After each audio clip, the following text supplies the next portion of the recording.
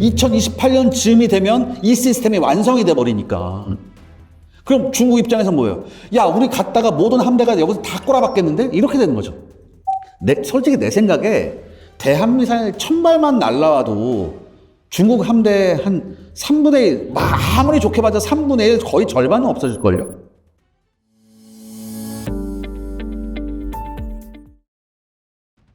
시청자 여러분 안녕하십니까. 작전본부 샤르레 엑스파일의 이세환입니다. 지난 시간에 이 대만의 방어 능력에 대해서 한번 알아봤었죠. 그런데 또 대만 얘기냐고요? 맞습니다. 하지만 이번엔 결이 좀 다릅니다. 왜냐? 지금도 계속 회자가 되고 있는데 일본 총리가 중국이 만약에 대만을 침공하면 일본이 개입할 수 있다고 노골적으로 얘기해버렸어요. 그래서 중국 외교관들이 일본 총리를 참수한다 이런 얘기가 나왔는데, 근데 여러분들 이거 단순한 외교 수사가 아니라 이게 한마디로 동아시아의 전체적인 전쟁 시나리오가 한 단계 위험해진 겁니다. 전 그렇게 보고 있거든요. 그렇다면 과연 대만 유사시 정말 일본은 전쟁에 뛰어들까? 그리고 만약에 뛰어든다면 어떻게 싸울까? 그리고 궁극적으로 대만을 방어하기 위해 미국과 일본 그리고 대만은 어떻게 중국에게 대항할 수 있을까? 중국의 히든카드는 뭘까? 이런 것들에 대해서 오늘 한번 살펴보는 시간을 갖겠습니다.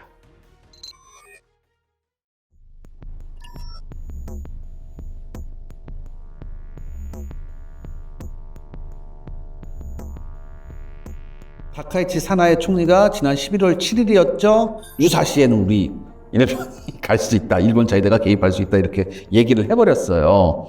그러니까 갑자기 그러니까 사실 다카이치 총리 입장에서는 자기가 이런 말을 하면 트럼프가 잘한다 이렇게 할 줄 알았는데 트럼프가 이러고 있으니까 이러고 있는 건데, 사실 그럼에도 불구하고 지금 계속으로 직접적으로 지금 양측이 긴장감이 높아지고 있죠. 지금 대만하고 연결되어 있는 일본 열도하고 대만 사이에 섬들이 많이 있는데, 여기에 굉장히 중요한 곳에 일본 자위대가 지대공 미사일을 설치했고요. 그리고 얼마 전에는 중국이 어떻게 했어요? 중국 전투기가 일본 전투기한테 레이더 조사를 했다. 이런 얘기가 막 나오기도 했죠. 그래서 조준하려고 했다. 이런 얘기가 나오는데, 그만큼 지금 어떻게 됩니까? 이 위기가 에스컬레이트 되고 있다. 이렇게 보시면 됩니다. 일본이 그래서 두 척의 그 헬리콥터 구축함을 완전히 항공모함 하에서 여기다 F-35B를 실어서 이제 운용하기로 했어요. 공사는 다 마쳤고 이제 운용 시험만 남아서 운용하게 되면 곧바로 하게 되는데, 일본 해자대는 어떻게 한다? 대만 유사시에 이 두 척을 보낸다. 그 다음에 잠수함 전력, 그 다음에 모든 일본 해자대 전력을 다 보낸다는 건데, 진짜 이렇게 보낼까요? 자, 사실 이건 이 다카이치 총리가 일본 내에서의 정치적 위기를 돌파하기 위한 어떤 제스처였다, 이런 견해도 조금 사실 있긴 합니다. 왜냐하면 여러분들 올해 중반부터 이어져 왔던 가장 큰 문제가 뭐냐면 일본의 쌀값 문제였거든요. 일본 쌀값이 고공행진을 하다가 조금 낮아졌다가 요즘 다시 또 고공행진합니다. 그러니까 우리나라의 한 서너 배 됩니다, 쌀값이. 그러니까 쌀을 못 먹어요, 그쪽 사람들 잘. 그러니까 여러분 쌀값을 모르면 어떻게 돼요? 식당에 있는 이런 요리값도 다 올라요. 그러니까 그렇기 때문에 이 다카이치 총리가 속해 있는 이 당이 굉장히 정치적 위기에 몰렸었고, 그 다음에 계속해서 지금 정치 자금 스캔들에 시달리고 있어요. 그래서 지난번에 선거에서도 한번 온판 깨졌었거든요. 그렇기 때문에 이런 여러 가지 위기를 돌파하기 위해서 지금 다카이치 총리가 이런 외교적 수사를 굉장히 세게 했습니다. 이게 한 번도 보지 못한 그런 수준이거든요. 이렇게 하고 있다고 하는데, 사실 이게 먹히고 있습니다. 왜? 지금 현재 다카이치 총리의 지지율이 80%에서 왔다 갔다 하고 있거든요. 그러니까 어느 정도 이건 먹혔다, 이렇게 보시면 됩니다. 그렇다면 실제 전쟁이 나면 일본은 완전히 모든 해상자위들 다 보낼 정도로 각오하고 있냐? 항공자위들 다. 사실 일본 혼자서는 절대 중국을 대항할 수 없죠. 그렇다면은 뭐예요? 일본은 미 해군과 같이 연합을 해야 되는데, 예전에도 있었어요. 이게 1958년에 이게 대만 해협 위기라고 해서 이때 진짜 진먼다오, 금문도 포격전 해가지고 진짜 중국이 상륙할 것처럼 이렇게 했는데, 이때도 미 칠함대가 왔는데 중요한 게 있습니다. 이때 미 칠함대가 왔는데 미 칠함대에서 함재기들이 나가서 중국 공군하고 한 번도 싸운 적이 없어요. 그냥 이렇게 위용을 과시하면서 대만을 여러 가지 신무기 주면서 도와줬다고요. 그래서 대만군이 스스로 잘 싸울 수 있게 도와줘서 이 위기를 극복했거든요. 제가 생각하기에 중국이 또 한 번 대만에서의 위기를 조장해서 미국과 일본이 여기에 참가한다면 직접적으로 전투력을 투사하는 것보다는 예전과 마찬가지로 대만군을 대폭적으로 지원하는 쪽으로 갈 것 같아요. 그 다음에 대만 뒤쪽에 미국과 일본 함대가 쫙 배치하고 있어서 너네가 진정 상륙을 원하느냐 발을 들이는 그 순간 우리도 간다. 이렇게 블러핑을 할 가능성이 굉장히 많습니다. 근데 이제 일본이 그렇다고 해서 블러핑만 하느냐 그게 아닙니다. 지금 여러분 일본 자위대 무기체계 특히 해상자위대하고 항공자위대 무기체계 보면요.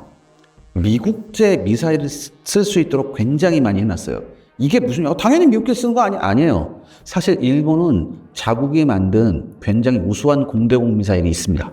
또 하나 일본 정도가 되면은 이 전투함에 있는 CAC 즉 이제 합동 공동 작전할 수 있는 그 시스템도 일본이 자체적으로 충분히 만들 수 있거든요. 근데 안 해요. 일본이 CAC를 미국하고 똑같은 거 씁니다.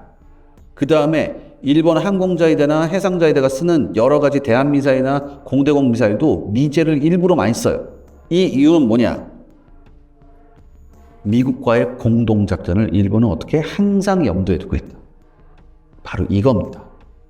그래서 못해서 안 하는 게 아니에요. 일본이 지금.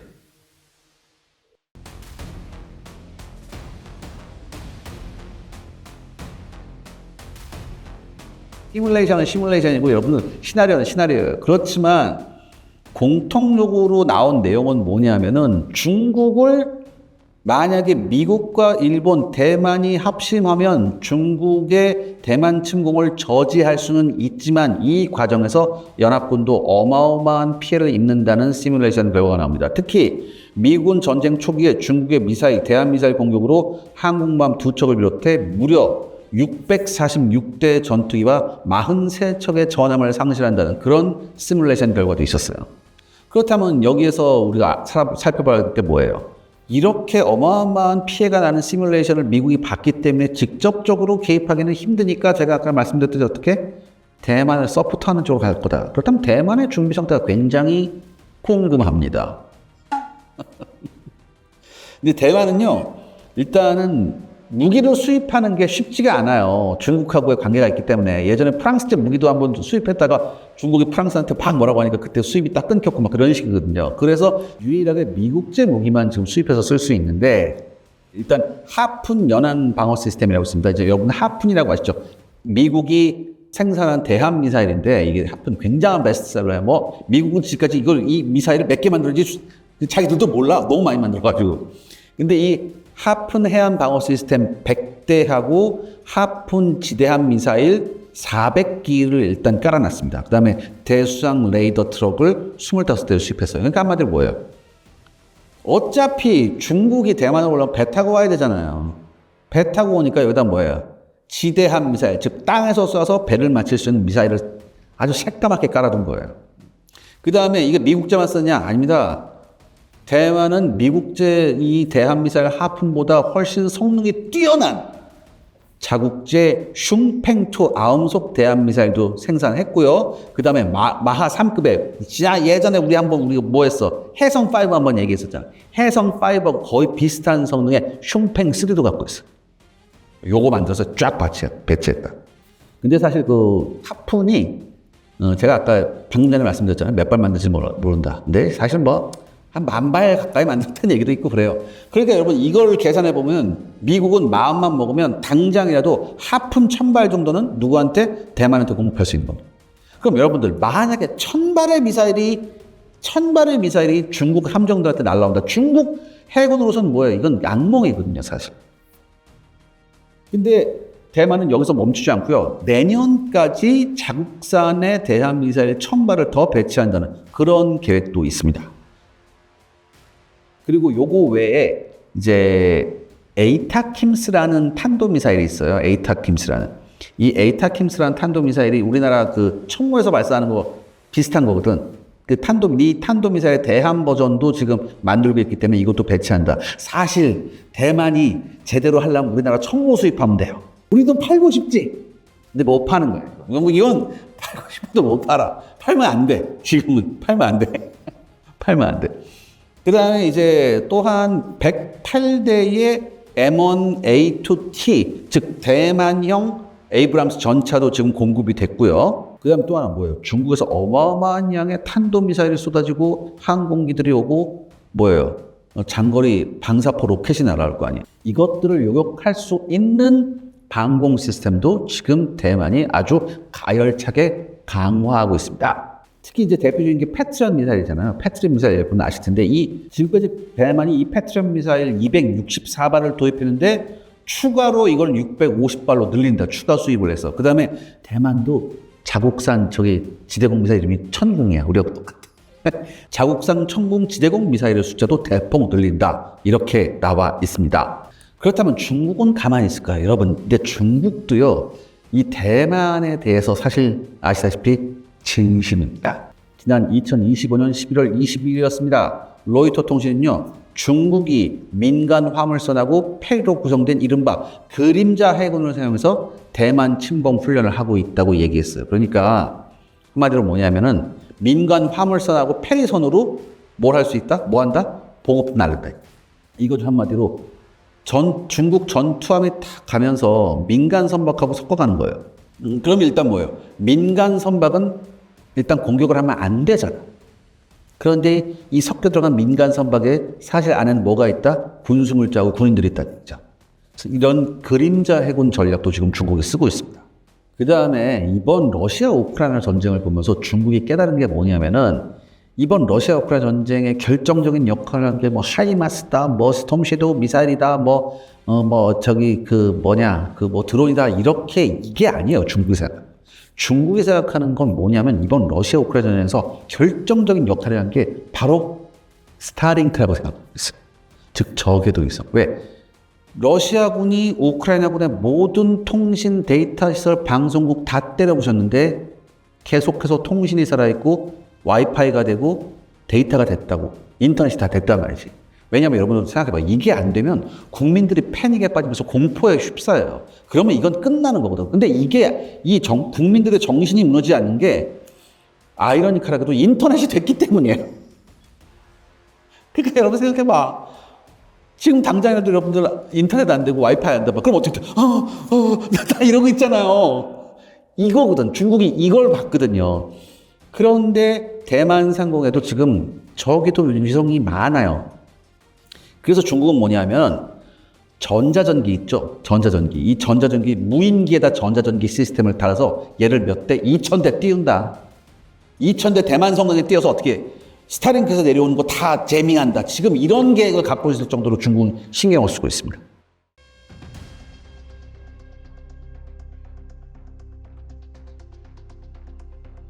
자, 이게 여기서 이걸 봐야 됩니다. 미국, 일본, 대만 연합군의 중국 대중국 전략은 뭐냐면 여러분 여기서 착각하시면 안 되는 게 중국 본토에 대한 공격은 아니에요. 중국에서 오는 함정들을 경멸하는 거지 중국 본토에 대한 공격은 아닙니다. 이거를 염두에 둬야 됩니다. 그렇기 때문에 미국, 일본, 대만은 뭐에 신경 쓰냐? 대함 미사일, 장거리, 굉장히 멀리 날아갈 수 있는 멀리 날아가서 배를 공격할 수 있는 장거리 대함 미사일의 모든 역량을 쏟아붓고 있는 겁니다.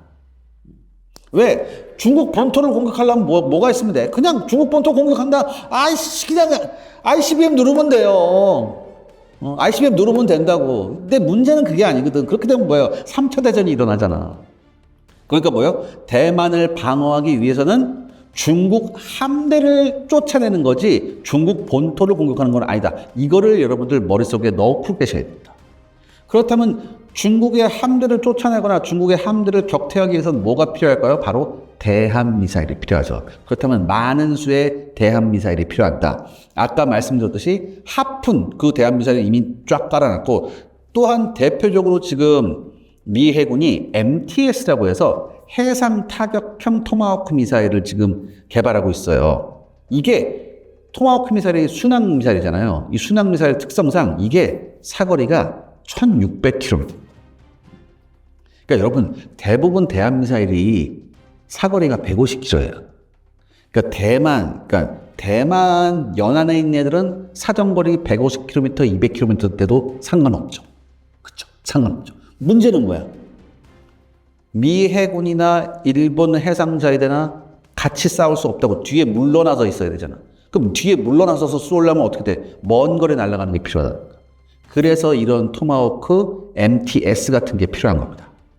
근데 먼 거리를 날아갈 때 여러분 이거 생각해봐야 돼요. 먼 거리를 짧은 거리 날아갈 때는 배가 비교적 느리기 때문에 여러분 이거예요. 대한미사일 앞에 모든 대한미사일 앞에 레이더가 달려 있어요. 레이더가. 그래서 딱 날아가서 150km 사정거리 150km면 딱 날아가서 그 배 근처에서 자기가 레이더로 찾아서 이렇게 가는 거거든. 근데 생각해봐. 150km나 200km는 상관없어요. 금방 날아가니까. 아음속이라도. 근데 아음속인데 나 일이 안 되는데 1000km 밖에서 쐈어. 그럼 이 배가 어떻게 해야 돼요? 이 배는 어떻게 돼요? 훨씬 먼 거리로 가 있겠지. 근데 이 대한미사일 안에 있는 이 레이더는 성능이 그렇게 좋은 게 아니에요. 주변만 이렇게 볼 수 있거든. 근데 얘가 너무 멀리 갔어. 그럼 얘가 주변을 못 보고 꼬라박아요. 그래서 어떻게 해야 돼? 계속해서 적이 어디로 이동하고 있다는 위치 정보를 얘한테 알려주는 게 중요하다. 그래서 신형 토마호크에는 뭐가 있냐면 데이터 링크 시스템이 있습니다. 인공위성이나 무인 정찰기가 적 선박을 추적하면서 계속해서 위치를 이 미사일한테 위치 정보를 주는 거예요. 이 기술이 굉장히 힘든 기술, 최첨단 기술이에요. 근데 이거를 지금 한다는 거죠. 이거를 지금 몇 개, 이것도 한 1000발 깔아놓는다. 어디에다가? 미 함대도 있지만 제가 아까 말씀드렸죠. 어디? 대만하고 일본 사이에는 굉장히 많은 뭐가 있다? 섬들이 있다. 이 섬들에다가 이거를 설치해놓으면 어떻게 됩니까? 불침해 항공모함이 되는 거죠. 중국이 이게 굉장히 싫어하는 거예요. 그리고 현재 일본도 이 토마호크를 수입하고 있습니다.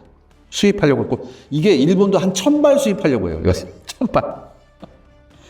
그 다음에 일본 항공자위대도 지금 F-35A를 쓰고 F-35B를 쓰잖아요. 얘네들이 사용할 수 있는 공중발사용 대한미사일도 지금 대량으로 사오려고 하고 있고요. 자기들도 이걸 만들고 있습니다.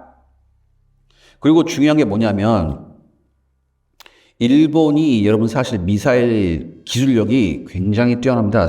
생각외로. 일본은 자기네들이 만든 그 대한미사일 중에 지상에서 발사하는 건데 이게 12식 미사일이라고 하는 건데 이게 개량용이 있어요. 사거리가 1500km예요. 토마호크 못지않은 거죠. 더군다나 얘는 뭐가 있냐면은 그 겉에가 전부 다 스텔스화 되어 있습니다. 그래서 적 레이더에 잘 안 걸리기 때문에 요격받을 확률이 떨어지죠. 굉장히 떨어집니다. 그리고 마지막에 얘가 뭐가 있냐면은 그 뒤에 꽁무니에 있어 이제 그 로켓 모터가 이렇게 분사를 하잖아요. 이게 뭐로 돼 있냐면 여러분들 놀라지 마세요. 추력 편향 노즐로 돼 있어요. 더 쉽게 말씀드립니다. 뒤에서 꽁무니에 나가는 요 배기구를 조종을 할 수 있어요. 이렇게 조종을 할 수 있으면 뭐야? 얘 날개로만 조종하면은 이렇게 완만하게 이렇게 돌아가거든요. 근데 꽁무니에서 급격하게 조종하면 뭐야? 팍팍팍 이렇게 갈 수 있어요. 약간 과장 못해서. 그렇다면 마지막 최종 돌입 순간에 회피 기동이 굉장히 어려운 회피 기동을 할 수 있고 이 기술이 일본 애들이 있어요. 그래서 이거 가지고 만들었어요. 이미. 중요한 게 있습니다. 뭐냐면 지금 일본이 이렇게 어마무시한 살벌한 미사일을 만들고 있고 미국도 이런 미사일 만들었는데 미국은 여러분들 이게 있습니다. 지난번에 여러분 이스라엘하고 이란하고 붙었잖아요. 근데 이스라엘하고 이란하고 붙었을 때 마지막에 전쟁이 어떻게 끝났어요? 이스라엘하고 미국하고 합작해서 이란의 핵시설을 작살내면서 전쟁이 끝났다. 기억나시죠? 근데 이 이란과 이스라엘이 전쟁을 했어 그 이란 작살나는 걸 보고 가장 등골이 오싹한 게 바로 중국이었습니다. 왜 그럴까요? 당시 이란의 핵시설을 폭격하기 위해서 미국이 보낸 스텔스 폭격기, B2 스텔스 폭격기, 이거 언제 나왔죠? 한 30년 전에 나온 거예요. 이 B2 스텔스 폭격기를 몇 대, 7대를 보냈죠. 7대를. 그런데 5대는 대서양 쪽에서 보냈는데 2대는 어디요? 태평양 쪽에서 보냈어요. 얘를 그럼 생각을 해봐요. 생각을 해봐요. 태평양 쪽에서 가서 이란으로 가려고 해요. 어디를 통과하겠어요? 여기까지만 말할게요. 이거를 못 잡아냈다. 이걸 못 잡아냈다. 2대를 못 잡아냈다. 여기까지 얘기할게요. 자, 그러니까 여러분들 이거예요. 이 지금 미국과 일본 그리고 대만이 하고 있는 이 대한미사일, 즉 중국에서 오는 배들을 공격하기 위한 대한미사일 세력을 생각해보면 여러분 대충 몇 발이 나옵니까? 몇 발 정도 지금 계산이 돼요? 내가 지금까지 얘기한 거 보면 일단 기본으로 한 2,000은 깔고 갈 것 같잖아요. 2,000은 깔고 갈 것 같잖아요. 근데 여러분들 봐봐. 중국을 미국이 공격하는데 해군하고 공군만 간다? 그럼 누가 섭섭하죠? 미 육군하고 미 해병대가 섭섭하겠죠. 그래서 어떻게 해요? 얘네들이 티폰이라고 해서 지상 발사용 토마호크 미사일을 마구 날리는 그런 시스템을 만들었습니다. 왜? 밥그릇 싸움에서 자기가 빠지면 안 되니까. 이런 거죠. 이게 왜 밥그릇 싸움이냐면 여기 봐요. 의회에서 군의 예산이 배당되잖아요. 육해 공군 해병대로 예산이 배당될 때 내가 국회의원이야. 보고서를 갖고서 미 해군하고 공군은 대중국 전략에 대한 확실한 개념이 있네요. 이런 무기들이 필요한 것도 이해가 갑니다. 하지만 육군과 해병대는 뭐죠? 탱크 타고 중국하고 싸울 거예요? 일단은 해군이 상륙시켜주든지 우리는 지금 중국 본토를 상륙할 의도가 없습니다. 그런데 육군하고 해병대는 중국 대중국 봉쇄 작전에 별다른 역할을 할 수 없잖아요. 예산 삭감하겠습니다. 이렇게 나온다. 이렇게 나와. 군이 제일 무서운 게 뭐냐? 내부의 적. 야, 이 새끼들이 예산을 삭감해? 이거거든요. 그래서 여기서 숟가락을 육군하고 해병대도 얹어요. 우리도 지상 발사 토마호크 미사일을 발사하는 엄청난 시스템을 가져서 별로 엄청난 것도 아니야, 사실. 있는 거 그대로 쓰는 거예요. 근데 이거를 지금 이렇게 해서 어떻게 우리 일본하고 동맹국이니까 그 섬들 많잖아. 거기도 다 박아 놓습니다. 그래서 그것도 계산해 넣어야 돼요. 그것도 계산해 넣어야 돼. 그러면 그야말로 대만 유사시에 중국 본토에서 중국의 어마어마한 함정과 항공기들이 대만을 향해 날아올 때 미일 대만 연합군은 몇 발의 대함 미사일과 몇 발의 지대공 미사일을 발사했습니다. 지대공 미사일 일단 뺍시다. 지대공 빼고 대함 미사일만 생각해 보십시다. 대함 미사일 몇 발 쏠 거예요? 일단 1,000발이 넘어가는 거 같잖아요. 놀랍게도 몇 발? 미국과 일본, 대만이 가지고 있는 계획은 몇 발이냐면 5,000발이에요. 왜 5,000발이냐? 중국 해군도 뭐예요? 중국 해군도 방공 시스템이 있잖아요. 함대공 방공 시스템이 있고 함재기에서 순항미사일 같은 건 요격할 수 있거든. 그래서 이런 거 저런 걸 다 요격해서 요격해서 떨어지는 거, 공격 실패하는 것도 생각해 보면은 이 정도 필요하다고 해서 딱 해봤는데 5,000발이 나온 거예요. 그렇다면 이 5,000발의 시스템이 언제 완성되느냐? 빠르면 2028년, 늦어도 2030년까지. 그래서 대만 침공 시나리오 나왔을 때 가장 유력한 게 언제예요? 2027년이 자꾸 나오는 거예요. 2027년에 중국이 대만 침공한다. 왜? 2028년 즈음이 되면 이 시스템이 완성이 돼 버리니까. 그럼 중국 입장에서 뭐예요? 야, 우리 갔다가 모든 함대가 여기서 다 꼬라박겠는데? 이렇게 되는 거죠. 그럼 우리 큰일 나는데? 여러분 생각해봐요. 솔직히 내 생각에 대한미사일 1,000발만 날라와도 중국 함대 한 3분의 1, 아무리 좋게 봐도 3분의 1, 거의 절반은 없어질걸요? 근데 만약에 5,000발 쏜다고 생각해봐. 여러분, 말이 5,000발이지 대한미사일 5,000발이 바다에서 새까맣게 날려온다고 생각해봐. 그거 싸우겠어요? 못 싸운다니까? 야, 저게 뭐니? 이렇게 돼. 누가 공 던졌나 봐요. 이렇게 되는 거죠. 네. 그러니까 중국이 계속해서 이 미국하고 일본, 대만의 이런 대한미사일 시스템이 완성되기 전에 어떻게든 대만 문제를 해결해야겠다. 그래서 지금 계속해서 시뮬레이션에 나오는 게 뭐예요? 2027년에 중국의 대만 침공설이에요. 그래서 2027년 얘기가 자꾸 나오는 거예요. 자, 그렇다면 여기서 우리 얘기를 한번 안 해볼 수 없습니다. 자, 지금 중국을 빌미로 일본은 이렇게 미사일 전력을 강화하고 있는데 우리는 어떻게 해야 되냐? 우리는 여기서 여러분들 이 질문을 던져야 돼요, 사실. 미국과 일본, 대만 연합군이 중국하고 싸운다고 해서 우리는 여기 참전할 필요가 없어요. 참전 법령도 없고 참전할 이유도 없습니다. 다만 뭐가 걱정돼요? 두 가지가 걱정되죠. 첫 번째, 그렇게 되면 한반도에 있는 미군 자산이 이쪽으로 가게 되니까 한반도가 공백 상태가 되죠. 미군의 공백 상태가 되죠. 이걸 우리 스스로 어떻게 감당할 수 있겠느냐, 이 문제고요. 두 번째는 뭐가 어떻게 됐든 일본이 저런 미사일 많이 가는 건 싫단 말이야, 나를. 껄쩍지근하게 깨름직하잖아, 사실 솔직히 말해서. 그래서 우리가 이 두 가지를 생각해 봐야 되는데, 첫 번째하고 두 번째하고 연결되는 게 뭐냐면은, 우리는 그렇다면 일본에 비해서 얼마나 미사일 세력을 준비하고 있을까? 우리도 준비 중에 있습니다. 일부 그리고 대부분의 기술력에서 일본 못지 않습니다. 심지어 여러분, 우리는 모두 준비하고 있죠. 이제 모두 준비할 수 있게 됐죠. 핵 잠수함까지 준비할 수 있고 일본이 가지고 있지 않은 탄도미사일이 있습니다.